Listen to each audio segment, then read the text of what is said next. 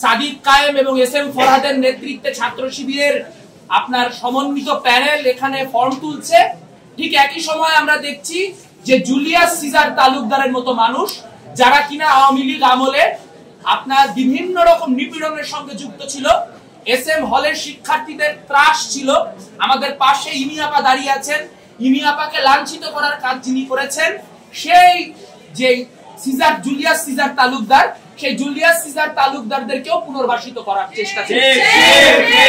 আমরা বলতে চাই, বাংলাদেশের রাজনীতিতে দুইটি যে গণহত্যাকারী শক্তি, এরা পরস্পরকে টিকিয়ে রাখে এবং পরস্পরের জন্য মানে পরস্পরের এক্সিস্টেন্স বা অস্তিত্বের পক্ষে যুক্তি পুনরুৎপাদন করে।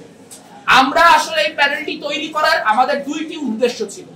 প্রথম উদ্দেশ্য হচ্ছে বাংলাদেশের নারী, বাংলাদেশের ধর্মীয় জাতিগত সংখ্যালঘু, বাংলাদেশের আদিবাসী, বাংলাদেশের প্রতিবন্ধী সহ যত প্রান্তিক জনগোষ্ঠী আছে, তাদেরকে শুধু টোকেনিজমের জন্য নয়, বরং তাদের সংগ্রামের ভিত্তিতেই, তাদেরকে সমমর্যাদার ভিত্তিতেই সম্পৃক্ত করে একটি সর্বোচ্চ অন্তর্ভুক্তিমূলক প্যানেল তৈরি করা এবং সেই প্যানেলকে কেন্দ্র করে সামনের দিনে ৭১ ও ২৪-এর গণহত্যাকারী যে সকল শক্তি, সেই শক্তিগুলির বিরুদ্ধে সংঘবদ্ধ আন্দোলনে শিক্ষার্থীদের নেতৃত্ব দেওয়ার জন্য আমরা এই সমন্বিত প্যানেল তৈরি করেছি।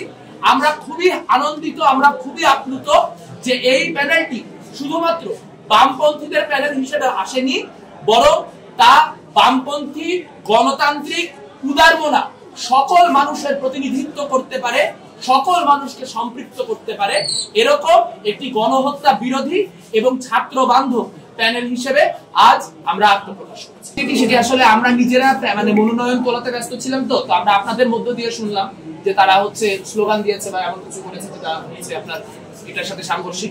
তো সেটি হলে অবশ্যই তারা অনুচিত কাজ হয়েছে। নির্বাচনের নীতিমালা সবাই মেনটেন করবে, এটাই আমাদের জন্য কাঙ্ক্ষিত এবং কাম্য। আর একটি কথা যেটি বলা দরকার সেটি হচ্ছে যে আপনারা যে আলোচনাটি করলেন যে নির্বাচনের সুষ্ঠুতার প্রশ্ন, নির্বাচন ঘিরে সহিংসতা হতে পারে কিনা।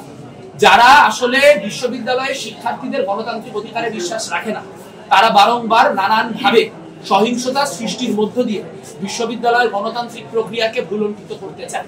কিন্তু সেই ভুলণ্ঠিত হওয়ার যে প্রক্রিয়া, সেই প্রক্রিয়াকে আমরা সমন্বিতভাবে আটকে দিই।